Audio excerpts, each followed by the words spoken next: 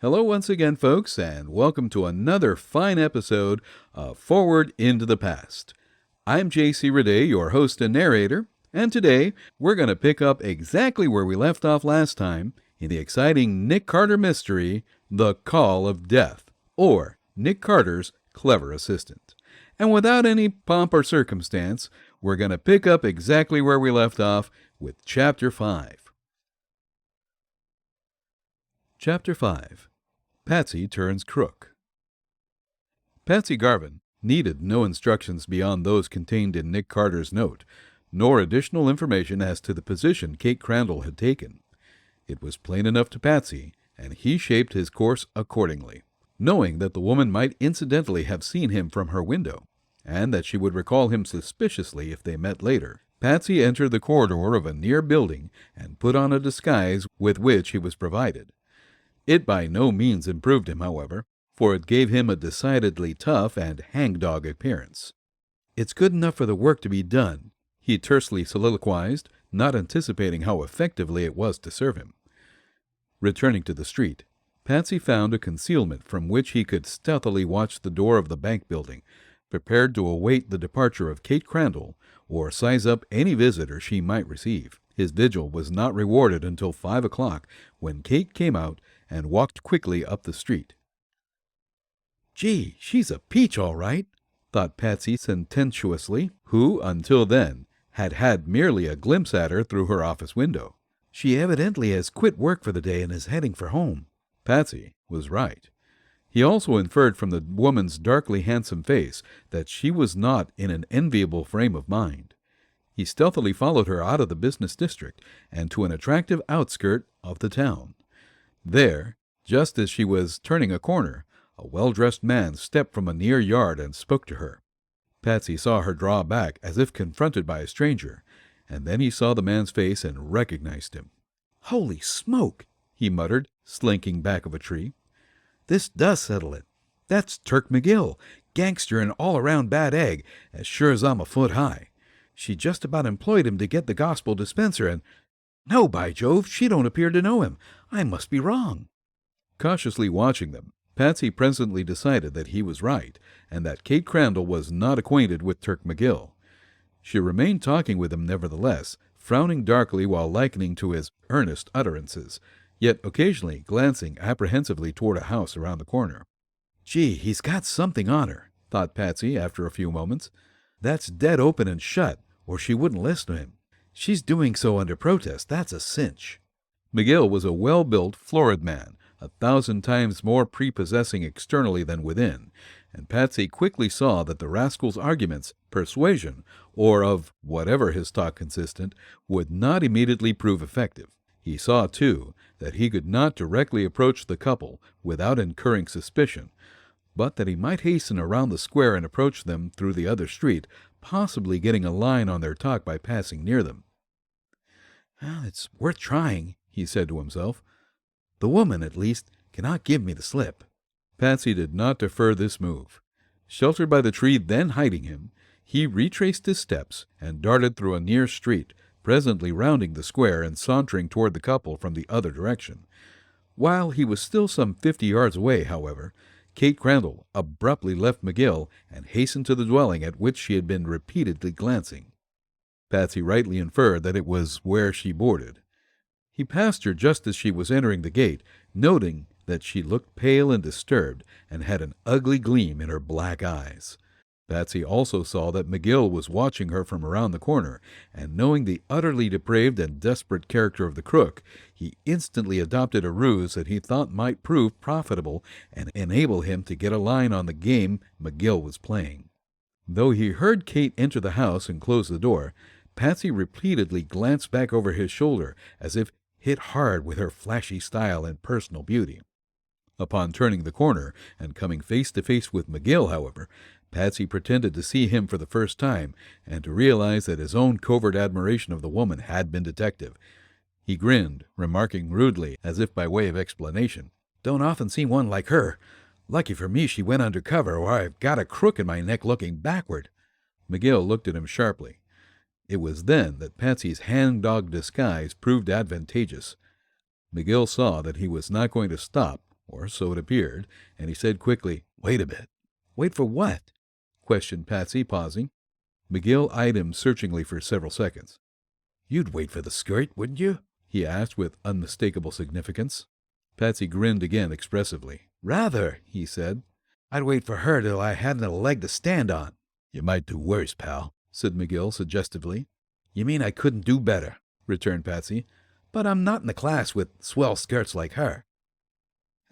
She's not so swell. "Isn't she?" Patsy looked surprised, and his eyes took on a light well in keeping with his disguised countenance. He now shrewdly surmised that McGill had a use for him, that he had designs that he could not carry out alone, and that he needed a confederate. This suited Patsy to the letter. He added incredulously, nevertheless, lest his inference and readiness might be suspected, "That don't go down. There's nothing in it, nothing for me."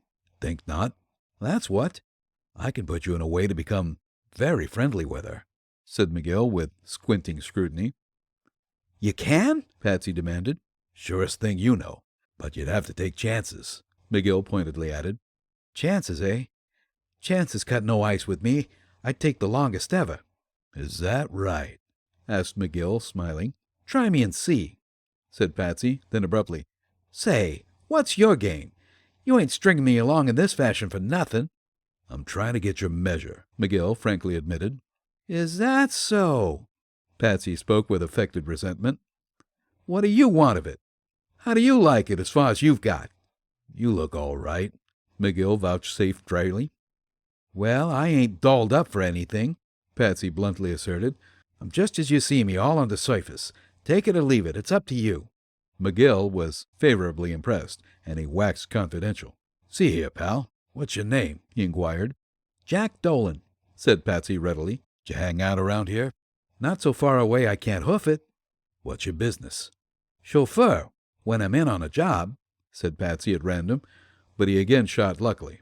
"I'm looking for one just now, but not looking too hard." "Would you take a mighty soft one?" McGill questioned. "Would a duck swim?" "And take chances?" "Any you'll take," said Patsy. "You can gamble on that." "If I can gamble safely on it," McGill replied, "I can put you on Easy Street and do it without much risk." "You can, eh?" "Believe me, I can." "Say, you cut loose then," said Patsy, drawing near. "You don't need to beat around any more bushes. I'll go up against anything for coin if there's enough of it, or for that skirt. You start right in with the bridle off and hand out your die stuff. You'll find me game all right." McGill really thought so now, so well had Patsy played his part. He laid his finger on Patsy's arm, saying more impressively, "Listen to me, Dolan. If you mean all you say, I can put you in right to share in a barrel of money. It's not a case of crack a bank or pull off any kind of a dangerous job. The coin is where it can be easily got, barring one thing." "What's that?" "Forcing a certain party to say where it's hidden." "The coin?" "Yeah." "Who hid it?" "Never mind who hid it, Dolan," McGill objected. "Don't you get too inquisitive. The party who hid it had no legitimate claim on it. He stole it. Furthermore, he's dead. There will never be a kick from him. All we need to do in order to get to it is force a certain party to squeal." "How much coin is there?" asked Patsy, displaying a steadily increasing interest. $250,000. "Come again? Say that just once more." $250,000. "I reckon I must have misunderstood. Say, you ain't nutty, are you?" questioned Patsy with a suspicious growl. "Your dome ain't cracked, is it?" "Not a crack in it," McGill earnestly assured him. "I'm handing you straight goods. There's $250,000 that may be had for, well, Dolan, for a mere bit of chesty work. You wouldn't get in on it, mind you, only I cannot get word to pals of mine in time to use them. I want a little help." "For what?" "To take that skirt where she can be properly questioned," McGill said pointedly. "Take her where?" "To a house about 3 miles from here." "What's the matter with a hack or a buzzwagon?" "Either would fit the bill," said McGill. "There's only one difficulty." "What's that?" "The skirt says she won't go," McGill explained suggestively. "Oh, I see," said Patsy with eyes dilating. "You want to force her to go." "That calls the time," answered McGill. "She has agreed to meet me at the end of this street just before dark to finish the spiel I was having with her. She wouldn't end it here for fear she'd be seen from the house where she boards." "I get you. There are only a few scattered houses at the end of the street, and that's the direction I want to take her in," McGill added. "Now, if you're not a birdhead, you can see how easy it can be done." "You mean to kidnap her?" said Patsy quickly. "Ah, that's the game. And you want me to help, if you've got the nerve." "I've got nerve, all right," declared Patsy, "but what do I get for this job?" "Enough money to buy a corner lot on Broadway," McGill forcibly assured him. "That's all I want of you, too, and it's all the risk you have to take." "When do I get the coin, and how much?" $10,000, possibly more, within 24 hours. "After nailing the skirt?" "Exactly." "I'm hooked," said Patsy, as if abruptly deciding to accept the offer. "Spiel off what you want done, and I'll do it." "Shake," said McGill, extending his hand. "I thought I read your mug correctly. My name is Mike McGill, sometimes called Turk McGill, and you'll find me all right and always on the level." "Well, if that goes, Mr. McGill, I'm your meat for any kind of a job," said Patsy. $250,000, eh? Say, I'm afraid I'll wake up. Hang it, I'd wade through blood for that. What am I to do?" "We'll need a touring car," said McGill. "I know a garage where I can swipe one." "Ah, swiping it might make trouble for us. Could you hire it?" "Sure, if I had the price," said Patsy. Here's a $20 note. Will that be enough?" "Oh, more than enough." "Take it then," said McGill. "It shows you, too, that I mean business." "I'm wise to that, all right." "Do your part, Dolan, and you'll get $100 for every dime in that 20, McGill added impressively.